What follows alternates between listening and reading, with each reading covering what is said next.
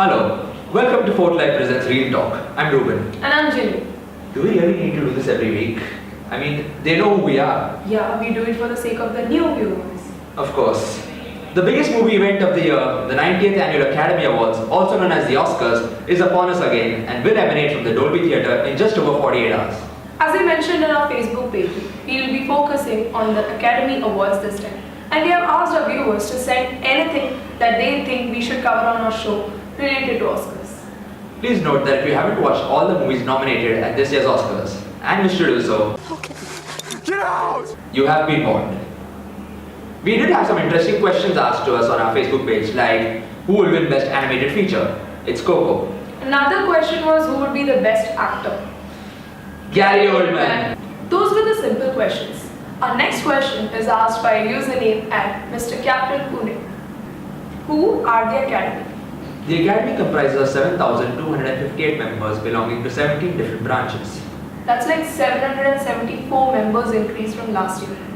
The Academy has different voting branches for different categories, where the members of each branch vote in their own field.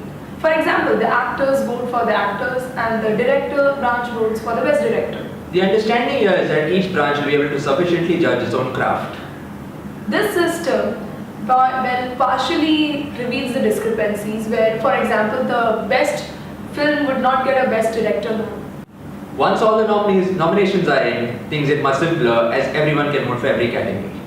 Don't you think there are agendas involved in this process? Well, yes, of course, agendas are involved, but being nominated for Best Picture or Best Actor does boost your chances to win in any of the categories, as it is more likely that people will have seen the film as everyone votes for Best Picture. So, moving on to the next question by John Cena. Do other awards influence the Oscars? The Guild of America, the PGA, is the awards body whose membership overlaps the most with the Academy, which is why the results are seen as most relevant to Oscar predictions. This award body correctly predicted the Best Picture winner at the Oscars in an 8-year span from 2007 to 2015. And the Globes? Well, the membership of the Hollywood Foreign Press Association, the HFPA, and the Academy does not overlap, but their awards are seen as significant to Oscar nominations, as their awards are just days before the deadline to submit the Oscar nominations. James Franco was a victim of this as he won at the Globes, but he won in the musical and comedy category, which is surprising because he was actually nominated for a film that was a musical and a comedy. I mean, I'm commending the HFP on actually nominating a film in the correct category. the timing of the sexual harassment allegations. Well, it was days after the Globes and before the deadline of submission for the Oscar nominations, so that could have dissuaded the voters. Possibly. Talking about the snubs, there's another question by Arsene Wenger, who missed out on a nomination. Now that's a tough one. At first glance, there weren't any really major snubs this year. I feel Mudbound deserved the Best Picture nomination considering the fact that it has already received a nomination in the screenplay, cinematography and acting. Rachel Morrison became the first female to be nominated for Best Cinematography this year for her work in Mudbound.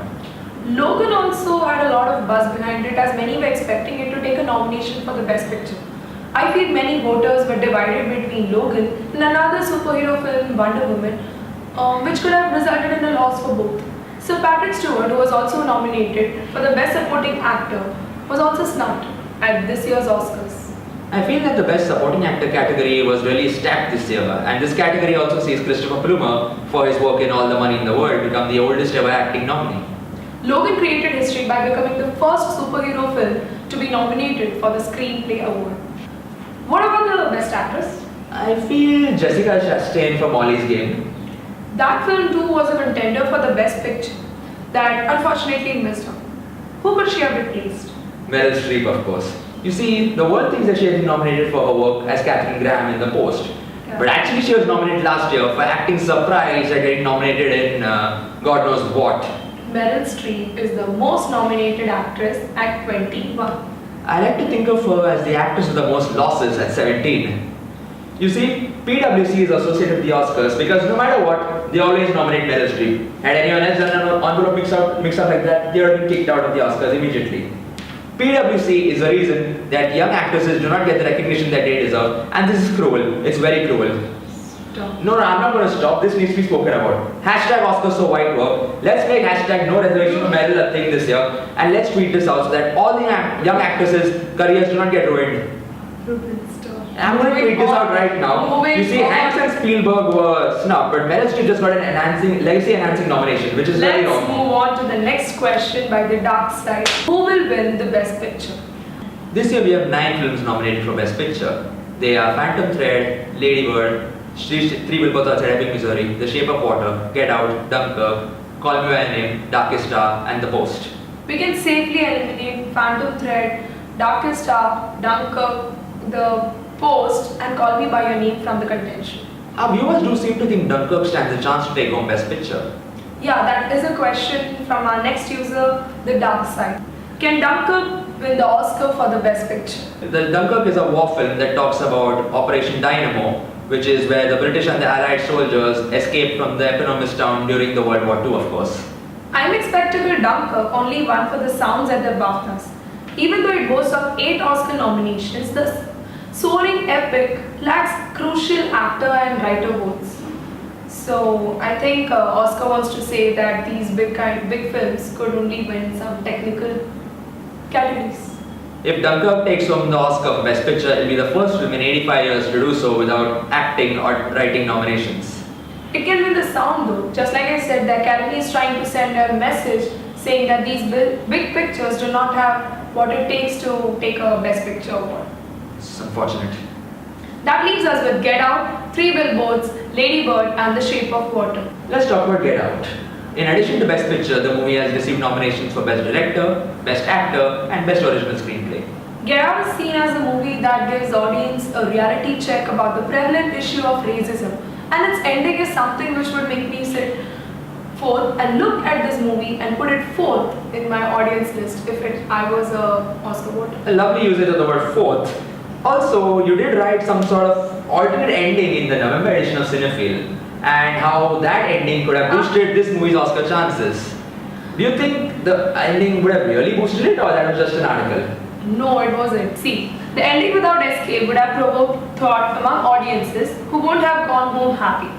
That this, according to me, reflects the situation of the present day reality very well and gives an audience an idea of what is happening right now. The good winning over evil, but it ruins the movie in my opinion. Yeah, a bit. The original ending is in which Chris, played by Daniel Kaluuya, is not saved by the timely arrival of his friend Rod, but is instead caught by the police and put in jail. Later, Chris is shown dissuading Rod from investigating the case further, talking to his friend from behind a glass in the prison. The ending that was used as sees Chris get found on the road by his friend along with 2 corpses and a dying jail. The duo then drives off. That ending provides a feel-good factor to the viewers, making them happy at the end of almost 2 hours of claustrophobia and torture and tension, according to the director, what he said. But in offering an escape, what I feel, it missed out on a chance to show the viewers that the stark reality of the situation. The ending of a movie can make it or break it, and I like the ending of Get Out, as the movie name is Get Out, and in the end, he got out. Yeah, he did get out of the sunken. The movie has divided us here in the studio and presumably may have done the same to the 7,258 Oscar voters. Preferential ballot could see this movie, which reflects the truth about today, take home the Oscar with a uniform 4th place vote, as the 3 favorites, Three Billboards Outside Ebbing, Missouri, Lady Bird, and The Shape of Water, could split votes. Special about these 3 movies are that they all have their leads nominated in the Best Actress category, and all these 3 actors are the frontrunners for this award. Frances McDormand as Mildred Hayes, Sally Hawkins as Eliza Esposito, and Saoirse Ronan as Christine Lady Bird McPherson are all nominated and are the frontrunners for this award. Frances McDormand has sealed up that race. The last 3 actresses who swept the BAFTAs, Globes, Critics' Choice, and the Screen Actor Guild Awards went on to take the Oscar. It was Brie Larson 2 years back, Julianne Moore the year before that.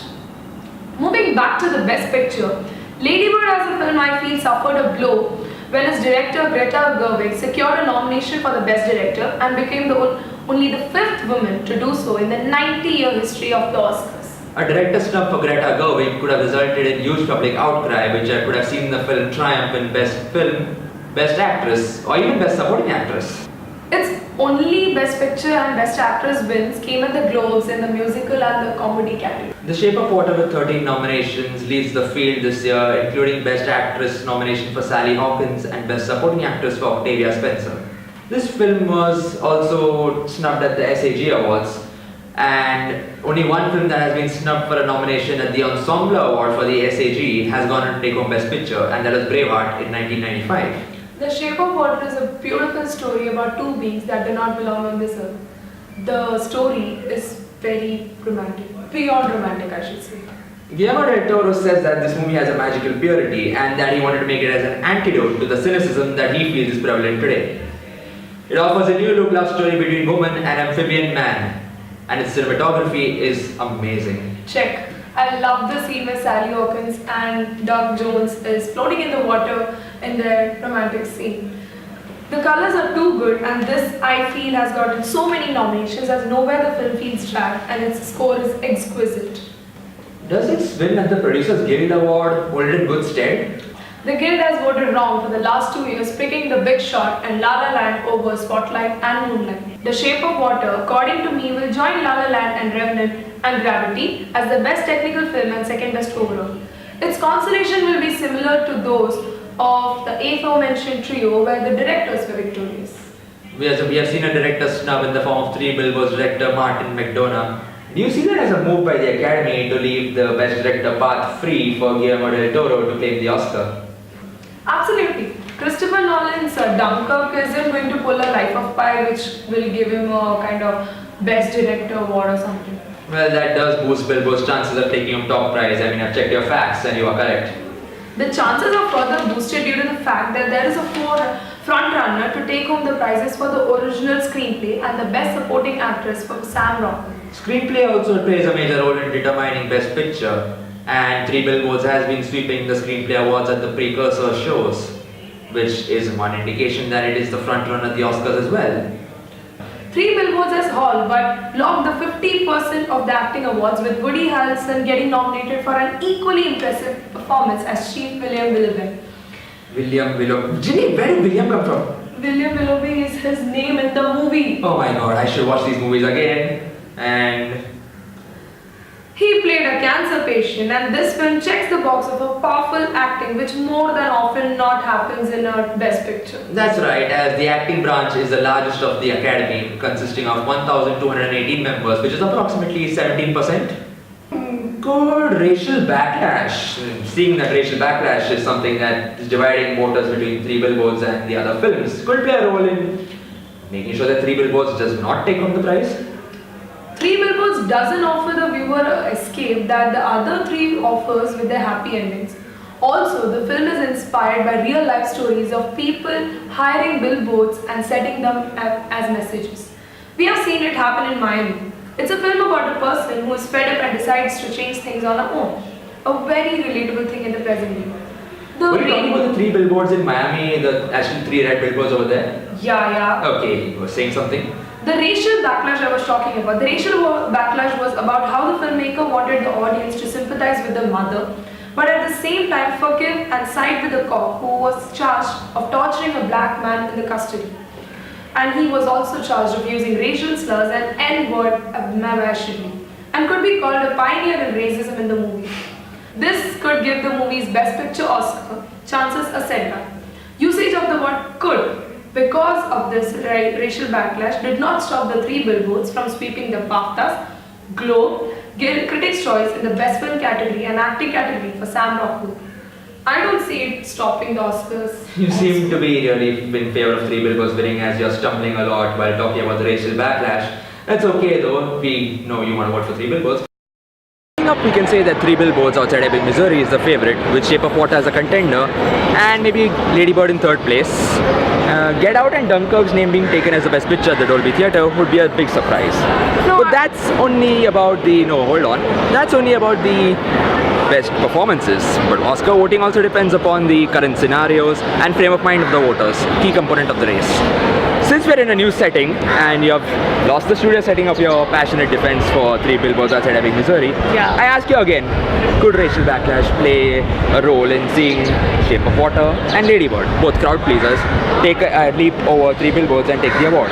No, I don't think so about the Three Billboards part, but I think Shape of Water faces copyright allegations, so yeah. There were a few buzz about copyright allegations, so by that logic, we could see Lady Bird sneak in with the most third place votes.